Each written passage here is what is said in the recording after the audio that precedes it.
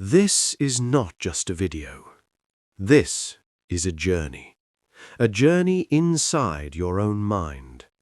For the next few minutes, you're not just going to learn something new, you're going to see your life differently.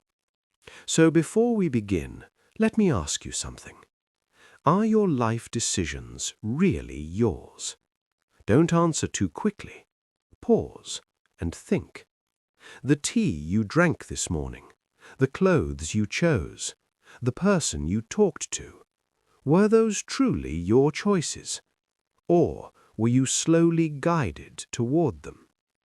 Because the truth is, there's a game being played in this world, a game you cannot see, but it controls everything. This game is called silent control. Some people are not just smart, they are dangerous. Because they don't control your actions, they control your mind.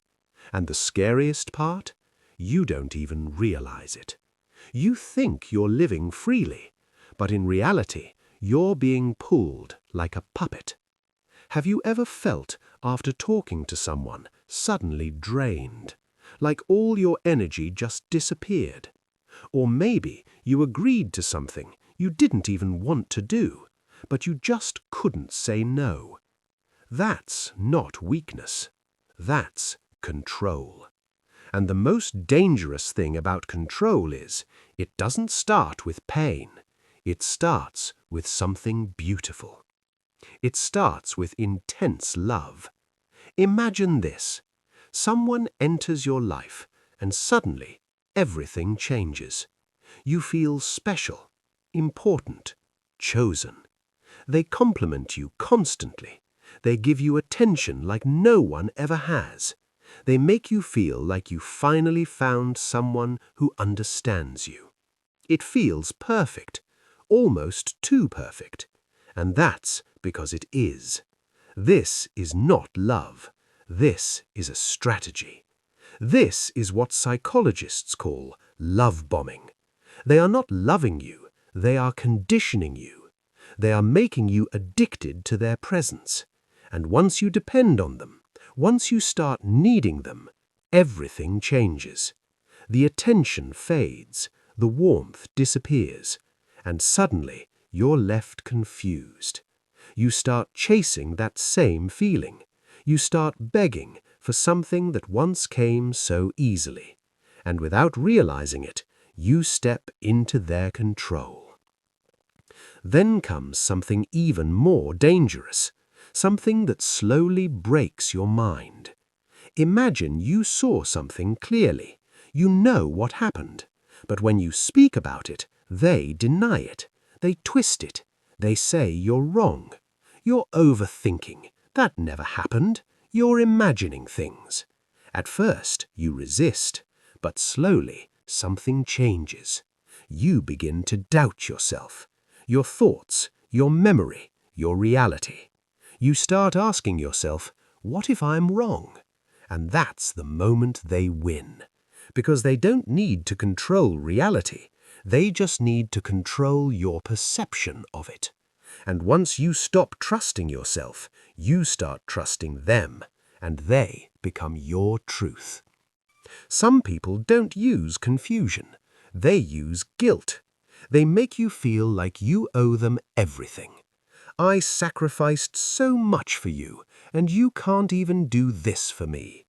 They place the weight of their life on your shoulders, and slowly you start bending. Not because you want to, but because you feel guilty. You start saying yes, even when you want to say no. You start giving, even when you're empty. But listen carefully. Helping someone is kindness, but carrying someone's entire life is not your responsibility. Another trick they use is isolation.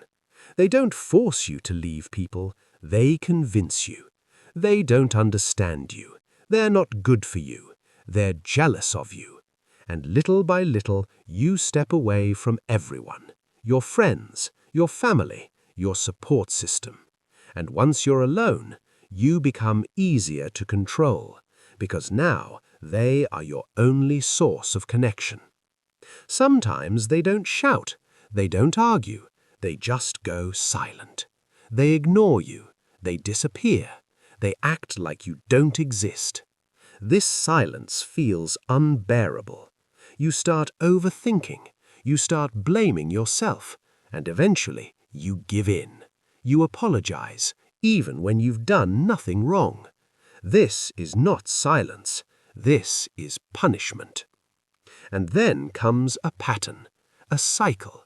They don't treat you badly all the time, and they don't treat you well all the time either. It's unpredictable. One day they love you, the next day they hurt you. Then again they show kindness, and your mind gets trapped in this cycle.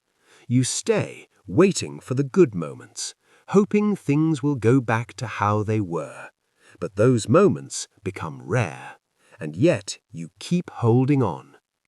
Sometimes they blame you for things they are doing themselves. They lie and call you a liar. They hurt and say you're the one causing pain. They shift everything onto you, and suddenly you're the one defending yourself. You're the one trying to prove your innocence, while their actions go unnoticed. Other times, no matter what you do, it's never enough. You meet their expectations. You try your best, but the moment you reach there, the rules change. Okay, but that's not what I meant. You keep trying, keep chasing, keep proving, but you never win, because the finish line keeps moving. Then there are moments when they act helpless. I don't know how to do this, so you do it, again and again, until everything becomes your responsibility. Their work, their problems, their life. And slowly, without realizing, you become responsible for everything. And sometimes they bring others into the picture. They compare you. They create insecurity. Look at them. Why can't you be like that? And now you feel small. You feel not enough. You try harder. You change yourself just to be accepted. But here's the truth. They don't want you to feel enough, because the moment you do, you stop needing them. And then comes the final stage, the most dangerous one. They don't need to control you anymore, because now you control yourself. Before doing anything, you think, what will they say? You stop yourself, you silence yourself, you limit yourself. Even when they are not around, their voice lives inside your head. And that is the deepest form of control. But here's the truth. You can break free. Not easily, but definitely. The first step is to pause. When something triggers you, don't react immediately. Take a breath. Give yourself a moment, because a calm mind cannot be controlled. The second step is boundaries. You need to decide what is acceptable and what is not. And once you decide, you stand by it. Not with anger, but with clarity. Because boundaries are not selfish, they are self-respect. The third step is trusting yourself again. Stop asking others what you're worth. Start reminding yourself who you are. Write your thoughts. Hold on to your truth, because once you trust yourself, no one can manipulate your reality. And sometimes, if you cannot leave, then don't react. Don't engage. Don't give them your emotions. Become neutral, because control needs reaction, and when there is no reaction, control fades. And now, listen carefully. You are not a puppet. You are not weak. You are not broken. You were just unaware. But now you see. And once you see, you cannot go back to being blind. So tonight, stand in front of a mirror, look into your own eyes, and say this to yourself. From today, my life is mine, because it is. You are powerful, you are worthy, and you deserve freedom. And remember this, the day you stop fearing them is the day their control ends.